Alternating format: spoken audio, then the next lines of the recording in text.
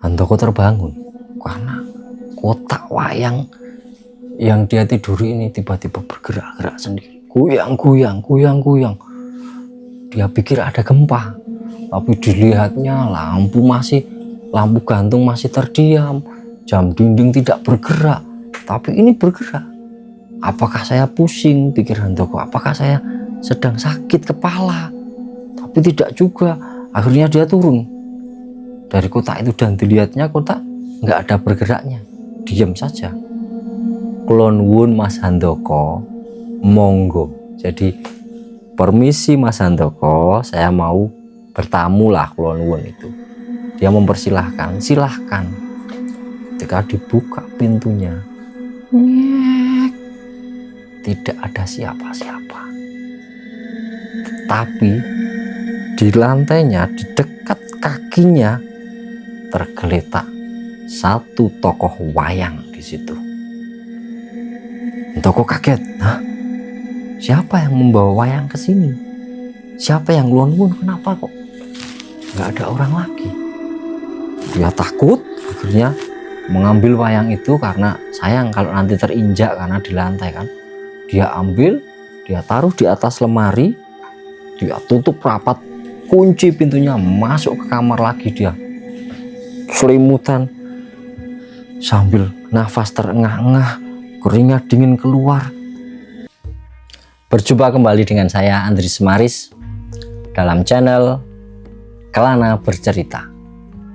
Kali ini cerita kiriman dari seorang seniman, seorang guru tari, seorang kreator dari daerah Magelang, Kecamatan Pakis, yang bernama Handoko.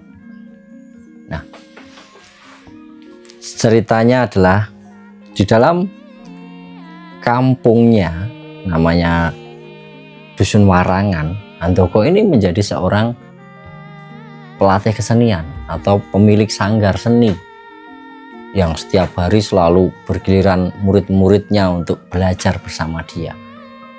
Tarian yang dia mainkan biasanya tari-tari tradisi lokalitas, tari-tari kerakyatan yang kolosal, biasanya seperti itu, seperti soreng, topeng ireng, kuda lumping, warok, grasak. Banyak sekali, dia menguasai semuanya itu.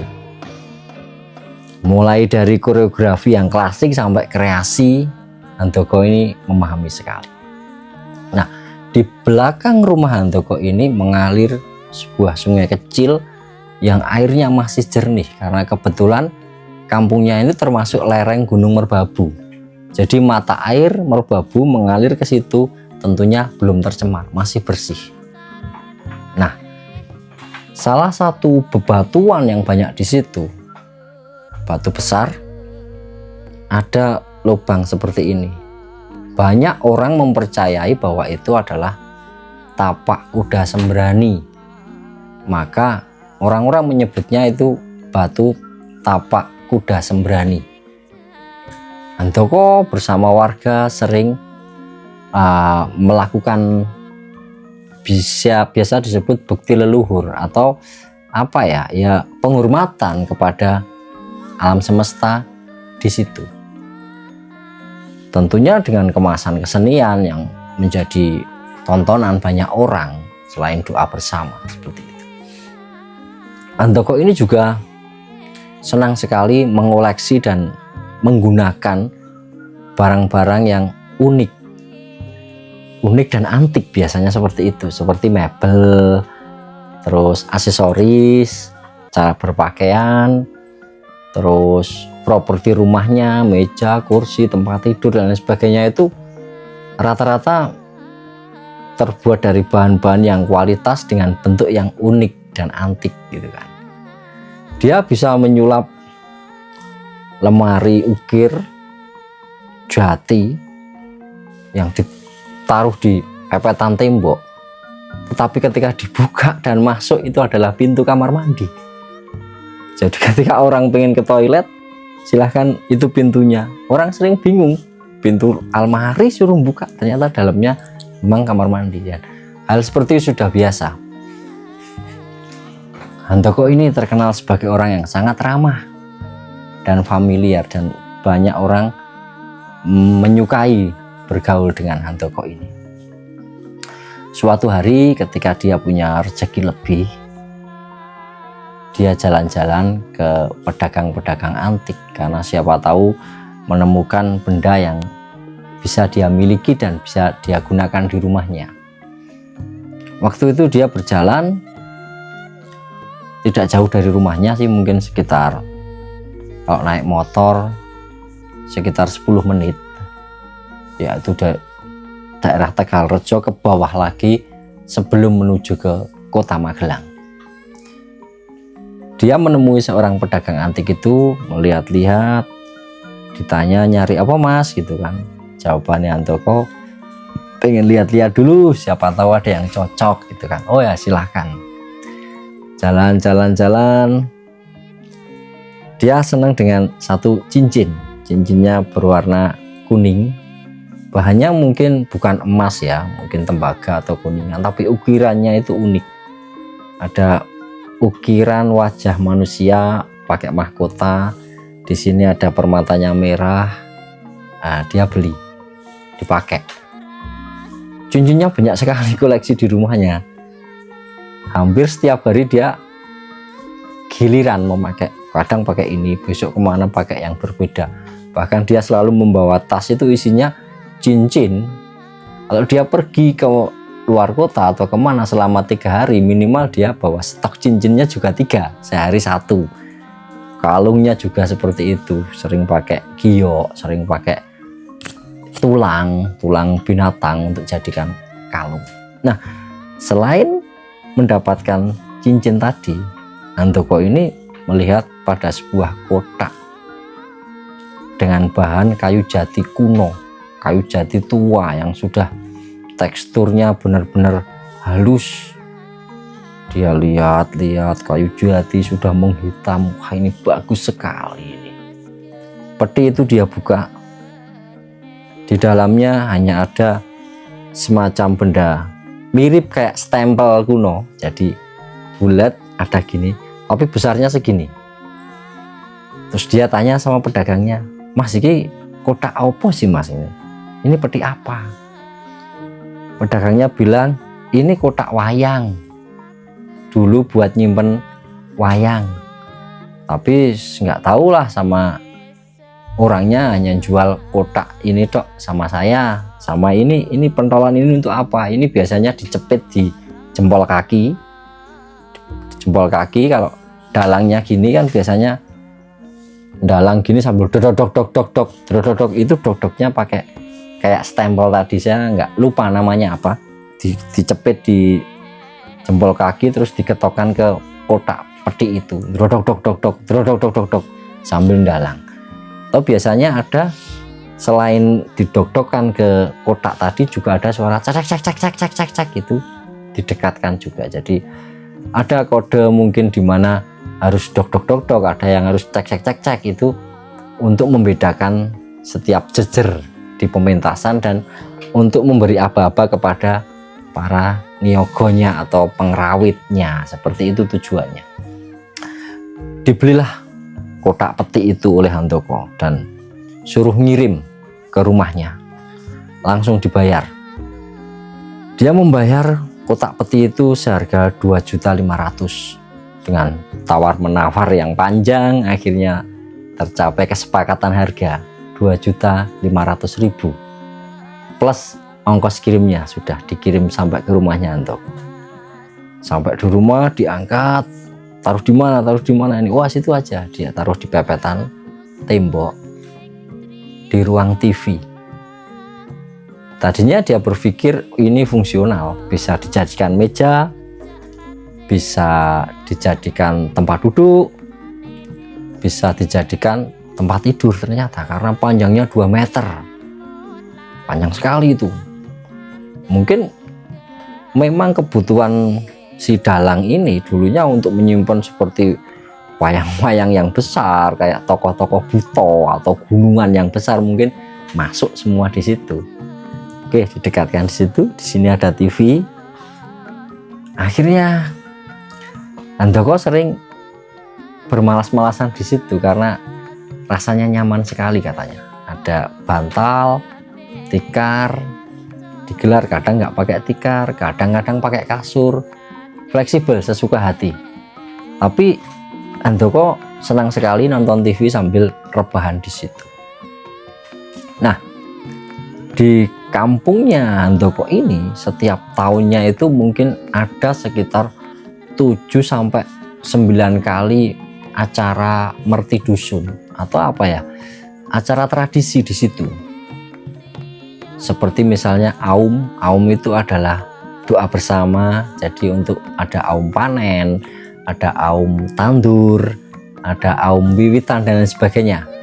Belum lagi ada nyadran sungai, nyadran mata air, nyadran ke makam leluhur itu ada. Dan biasanya kemasan doa bersama itu nyadran, terus aum tadi itu tidak lepas dari acara kesenian dan doa bersama untuk leluhur dengan tradisi-tradisi setempat. Ada satu tahun ini 3 kali kalau nggak salah, dalam aum atau nyadran itu harus ada pementasan wayang kulit semalam suntuk, yang biasanya dalangnya dalang pakem atau dalang yang sedikit bercanda. Kalau dalang-dalang sekarang kan lebih banyak ada pakai entertain, bintang tamu, porsi bercandanya panjang karena memang untuk kebutuhan entertain. Tetapi dalam acara sakral ini biasa menggunakan dalang-dalang pakem. Dan dalang yang pentas di acara itu tidak ada satupun yang digaji menggunakan uang. Juga para pengerawit atau niyogonya, pemusiknya, itu juga mereka pulang dari situ tidak ada yang dibayar dengan uang. Tetapi mereka membayarnya, masyarakat ini mengumpulkan hasil bumi. Jadi dalang pulang dari dalang semalam suntuk, bisa jadi di belakangnya ini sudah ada mobil bak terbuka yang isinya beras, singkong, terus wortel, mungkin sayur-sayuran dibawa pulang. Itu adalah gajinya bagi dalang dan niyogonya. Mereka rata-rata mau dalang di situ karena punya kepercayaan atau mitos bahwa setelah dia pentas wayang kulit di situ, acara-acara yang akan datang akan jobnya itu deras sekali masuk ke dia gitu. Jadi setelah pentas di situ biasanya laris, ditangkap kemana-mana gitu. Makanya mereka simbiosis, tidak ada yang keberatan. Jadi warga juga ringan, si pementas juga sudah punya misi tersendiri yang tidak berpikir komersil. Nah, pada suatu hari, jadi kurang dari 3 hari lagi, ini kampung tersebut harus mengadakan nyadran sungai dan nyadran mata air. Jadi itu sebuah doa penghormatan untuk mata air karena warga sekitar memang tidak menggunakan air dari pemerintah, tapi menggunakan air dari sumber mata air, kemudian dialirkan menggunakan pipa-pipa menuju ke rumah-rumah. Seperti itu. Jadi wajar kalau setiap tahun dia melakukan penghormatan terhadap air dengan kemasan kesenian dan ritual tradisi setempat. Kurang dari 3 hari, kadus setempat ini bingung karena belum mendapatkan dalang yang cocok untuk acara nyadran tersebut. Bahkan belum ada satupun dalang yang siap ditunjuk. Rata-rata dalang yang sudah ada job di tempat lain. Akhirnya datang ke tempatnya Handoko, si Pak Kadus ini. Mas Han, pripun ini gimana ini, kurang dari 3 hari belum dapat dalang gitu kan. Handoko juga tidak punya solusi meskipun teman-temannya dia banyak. Akhirnya ngeten mawon Pak Kadus, gini aja Pak Kadus, kita sama-sama berusaha mencari, nanti siapa tahu kita mendapatkan gitu kan. Nggih, masa nanti kita sama-sama komunikasi, kita saling mencari mendapatkan. Iya. Pulang dari Pak Kadus, Handoko seperti biasa rebahan di kota wayang, terus sambil nonton TV, pegang remote sambil merokok. Malam itu Handoko nonton pertandingan sepak bola. Liga apa saya kurang paham, tapi luar negeri ya. Seru sekali. Nah, pada babak pertama menuju babak kedua ada istirahat. Handoko ini merasa ngantuk. Nggak sadar dia, tidur dulu sebentar lah, nanti bangun lagi dilanjutin bolanya gitu kan. Dia tertidur di kota wayang tersebut. Sampai tidak sadar sekitar pukul hampir subuh kok, jam 3 hampir subuh, Handoko terbangun karena kotak wayang yang dia tiduri ini tiba-tiba bergerak-gerak sendiri, goyang-goyang. Dia pikir ada gempa, tapi dilihatnya lampu gantung masih terdiam, jam dinding tidak bergerak, tapi ini bergerak.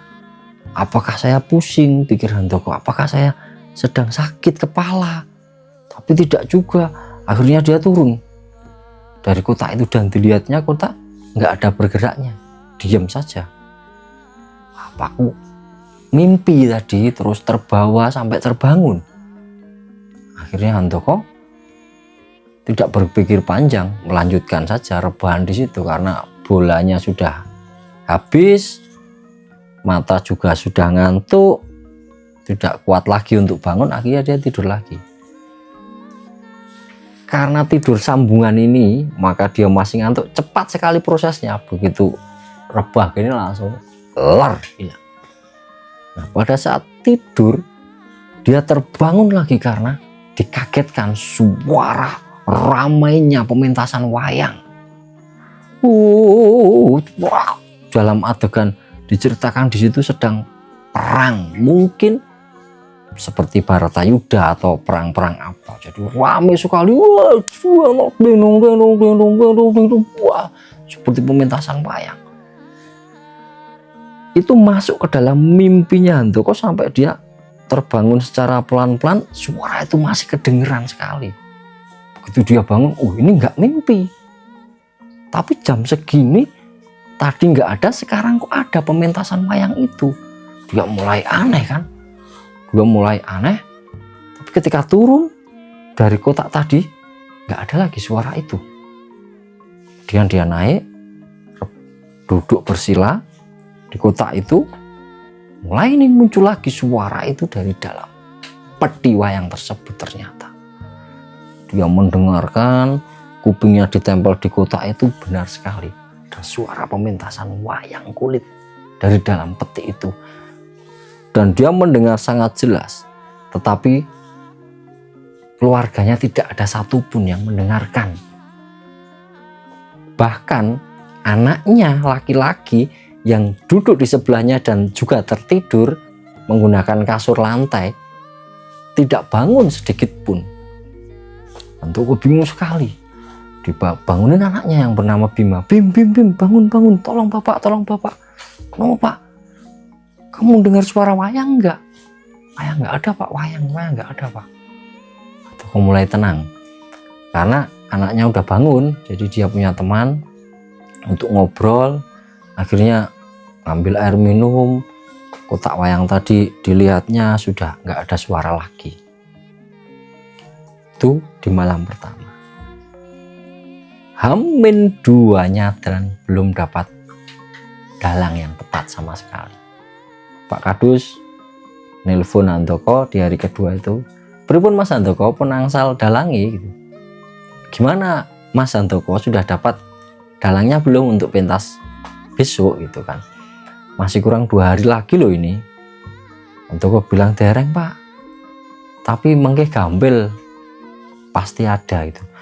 "Belum, tapi nanti gampang lah, pasti ada." Itu mulut yang terlontar secara spontan, kata-kata yang terlontar secara spontan dari Handoko seperti itu, mau menggampangkan lah, nanti pasti ada, tenang aja. Oke, Malam hari yang kedua menjelang nyadran, Handoko jadi takut tidur di kotak itu tadi. Dia memilih tidur seperti dulunya, seperti layaknya tidur di kamar yang ditutup pintunya, dimatiin lampunya, pakai lampu panjeran untuk dia tidur, redup-redup. Seperti biasanya, kalau tidur di kotak wayang itu biasanya karena tidur lupa, nonton TV atau kecapean, terus hilang tidur gitu. Ini benar-benar dia menata tidurnya, kembali ke kamar seperti kemarin-kemarin, dia merebah pakai selimut. Nah, kamar Handoko ini saat tidur ini di atas kepalanya ini adalah jendela besar dari kayu jati, yang di balik jendela itu sudah kebun atau luar rumah. Di situ kebun kopi yang umurnya sudah tua, pohonnya sudah besar-besar. Kopinya produktivitasnya kadang naik kadang turun lah, tapi selain pohon kopi ada juga pohon jeruk segede ini, jeruk-jeruknya, pohonnya juga besar. Juga pohon yang menjadi penghasilan orang-orang sekitar situ, yaitu pohon mawar merah dan putih. Itu penduduk di situ setiap hari pasti panen. Biasanya setelah sholat subuh, orang-orang ibu-ibu biasanya pergi ke ladang memetik bunga mawar itu, kemudian dijual. Ada sudah pengepulnya di situ, ada pembelinya di situ.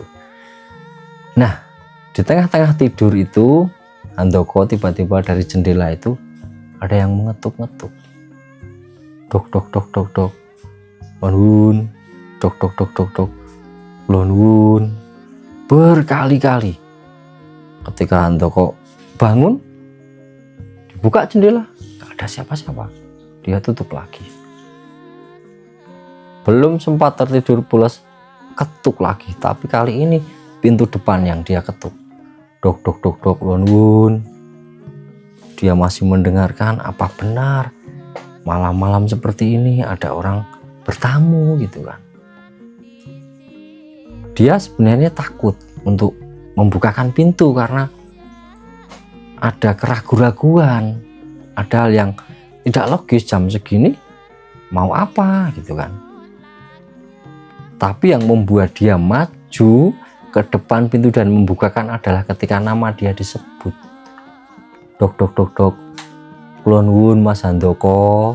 Nah, dia menyebut nama, dan mungkin dia berpikir ini tetangga atau teman kemalaman pengen numpang tidur atau apalah, bukan orang asing karena menyebut nama. Gih, kedap. Ya sebentar. Handoko keluar karena dia biasanya kalau tidur pas baju selimutan tebal gitu kan. Jadi dia pakai baju dulu, maju ke depan, dibukalah pintu rumah itu. Monggo itu artinya silahkan. Ini refleks orang-orang desa, orang-orang dusun itu monggo. Jadi permisi juga monggo jawabannya, apapun monggo itu artinya silahkan. Nah, ucapan ketika digabungkan adalah dok dok dok dok, kulon wun Mas Handoko, monggo. Jadi permisi Mas Handoko, saya mau bertamu lah, kulon wun itu. Dia mempersilahkan, silahkan. Ketika dibuka pintunya, tidak ada siapa-siapa. Tapi di lantainya, di dekat kakinya tergeletak satu tokoh wayang di situ. Saya kurang paham, tidak diceritakan di situ tokoh wayang ini siapa. Handoko kaget. Hah? Siapa yang membawa wayang ke sini? Siapa yang Kulon-wun? Kenapa kok nggak ada orang lagi? Dia takut, akhirnya mengambil wayang itu karena sayang kalau nanti terinjak karena di lantai kan. Dia ambil, dia taruh di atas lemari, dia tutup rapat, kunci pintunya, masuk ke kamar lagi. Dia selimutan sambil nafas terengah-engah, keringat dingin keluar. sampai dia akhirnya lupa tidur lagi. Di pagi harinya dia bangun kesiangan, mungkin sekitar pukul 9 baru bangun. Matahari sudah bersinar dan memang udara di daerah Pakis itu sejuk sekali. Jam 9 itu matahari belum menyengat tapi sudah terang benderang. Dia keluar kamar santai saja karena dia pikir kejadian tadi malam itu adalah mimpi. Jadi dia tidak berpikir panjang tentang apa yang terjadi tadi malam, malah mimpi karena dia bangun tidur ya wajar di kamarnya gitu kan. Tapi ketika dia biasa duduk di ruang tamu, minum air putih, lalu anaknya sudah membuatkan kopi yang sudah agak anget lah karena buatnya agak tadi. Biasanya Handoko ini bangun pagi jam 7 jam 8 sudah ada kopi yang dibuatkan anaknya tadi. Ini agak kesiangan jadi kopinya udah agak dingin.